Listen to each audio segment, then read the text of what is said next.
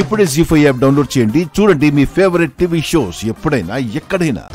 అన్నయ్య, ఏ విషయాలైనా మేమందరం ఉన్నప్పుడే చెప్తావు కదా, ఈసారి ఎందుకు దాపరికం? అలా అని కాదమ్మా, ఇది మళ్ళీ నీ పెళ్లికి సంబంధించిన విషయమే. శుభవార్తను రహస్యంగా ఎందుకు చెప్పాలనుకుంటున్నావు అన్నయ్య?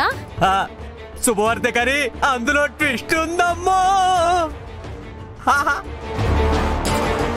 హలో అన్నా, ట్విస్ట్ అని నువ్వెందుకు మెలికలు తిరిగిపోతున్నావు? స్వీట్ న్యూస్ కి కూడా టెన్షన్ పెట్టకండి, త్వరగా చెప్పండి. ఏముంటది? అక్కకి ఇంకో మంచి సంబంధం వచ్చుంటది, అంతేనా? నువ్వు లేట్ చేస్తే ఎలాగే అనుకుంటారన్నా, ముందు విషయం చెప్పు. వేరే సంబంధం ఏమీ రాలేదమ్మా. దేవరాజ్ బావతోనే నీ పెళ్లి.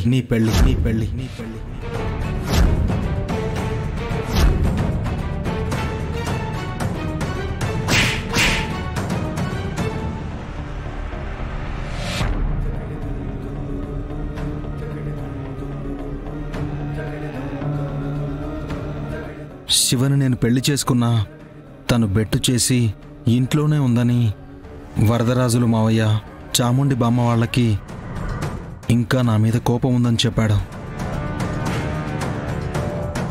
అది తెలిసిందే కదా అన్నయ్య, పెద్దవాళ్ల వల్ల చిన్నవాళ్ళు నలిగిపోతారు అనడానికి ఇదే ఉదాహరణ. ఆ మాట దేవాబావ చెప్పాల్సిన అవసరం లేదు కూడా. అది కాదమ్మా, గంగన్న విషయం పూర్తిగా చెప్పకుండా ఆపేశాడు. నేను చెప్తున్నాను, మీరందరూ వినండి. శ్రీవల్లమ్మంటే తనకు ప్రాణమని, పెళ్ళంటూ చేసుకుంటే తననే చేసుకుంటానని తెగ ప్రాధేయపడ్డాడు పోలీస్ ఆయన.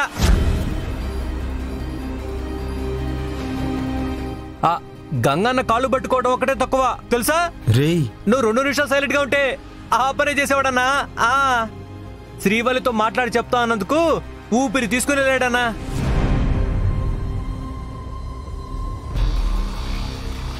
అదేనమ్మా, దేవాబావ ఏమంటున్నాడంటే ఈ పెళ్లి చేస్తే మన 2 కుటుంబాల మధ్య ఉండే మనస్పర్ధలు కూడా తొలగిపోతాయని చెప్తున్నాడు. కానీ దేవాబావ ప్రవర్తన మాకు నచ్చలేదన్నయ్య.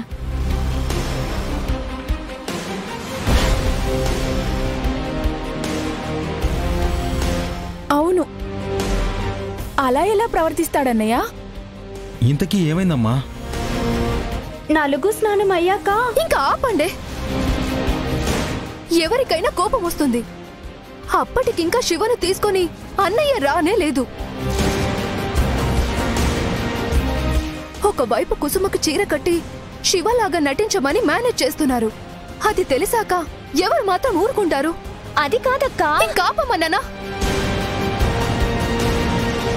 ఆడవాళ్ల విషయాలు కూడా అన్నయ్యకి చెప్పాలా?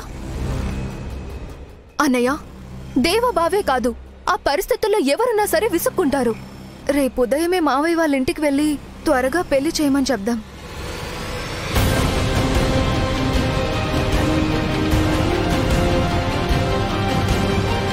అన్నా, శ్రీవల్లమ్మకు ఎప్పుడెప్పుడు దేవాబావని పెళ్లి చేసుకుందామా అనుందన్నా. అవునా? అరే అరే నువ్వు ఉండరా, రేపటికి ఏం కావాలో చెప్తాను, నాతో రా. సరేనా?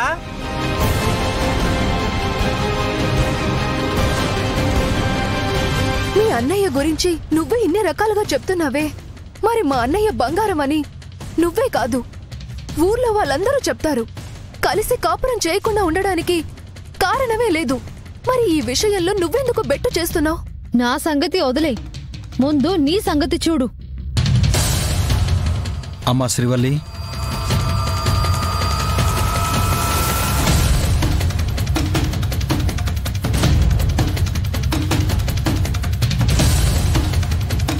ఏమైందమ్మా? ఏం లేదన్నయ్యా. ఇలా ఏమీ లేదు అనుకుంటూ ఇలా బెల్లం కొట్టిన రాయిలా ఉండిపోతే రేపొద్దున్న మా దేవా అన్నయ్యని పెళ్లి చేసుకున్న తర్వాత నీ తలను ఏ రాయికో కొట్టుకోవాలా అని అనిపిస్తుంది. ఏయ్, అది నోరా ఇంకేమైనా? మా చెల్లి ఇష్టపడి చేసుకుంటుంటే నీకేంటి మధ్యలో? ఒక్కసారి శ్రీవల్లి కళ్ళల్లోకి చూడు, నీకు నిజం తెలుస్తుంది.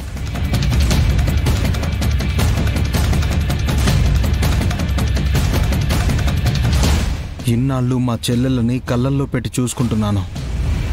తను ఏదీ నోరు విప్పి అడగలేదు. అలాంటిది దేవాబావని చేసుకోవడం నాకిష్టం అని చెప్పింది. ఊరికే చెబితే అవ్వదయ్యా. ఎవరైనా ఒక మాట అన్నారు అంటే దాని వెనక ఉన్న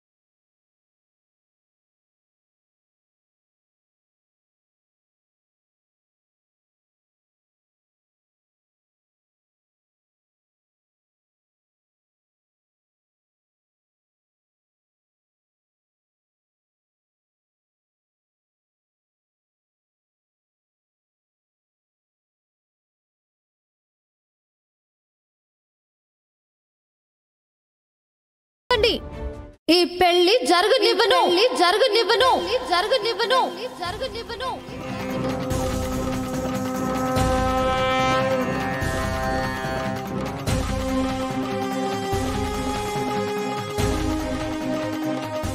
ఏం చేస్తావో చేసుకో.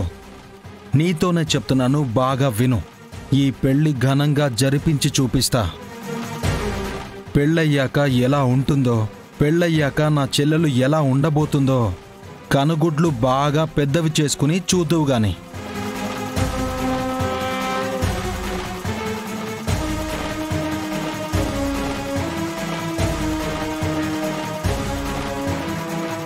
నువ్వెన్ని శపథాలు చేసినా ఈ శివ చెప్పిందే జరుగుతుంది. ఎందుకంటే చచ్చినా పెళ్లి జరగనివ్వను కాబట్టి.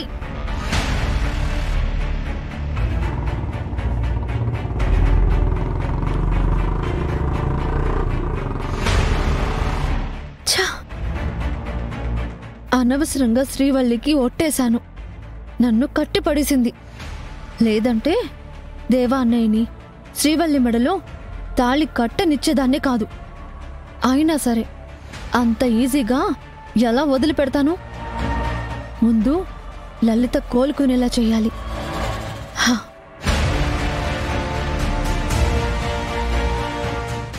జీ5 యాప్ డౌన్లోడ్ చేసి అన్ని ఎపిసోడ్స్ పూర్తి ఉచితంగా చూడండి.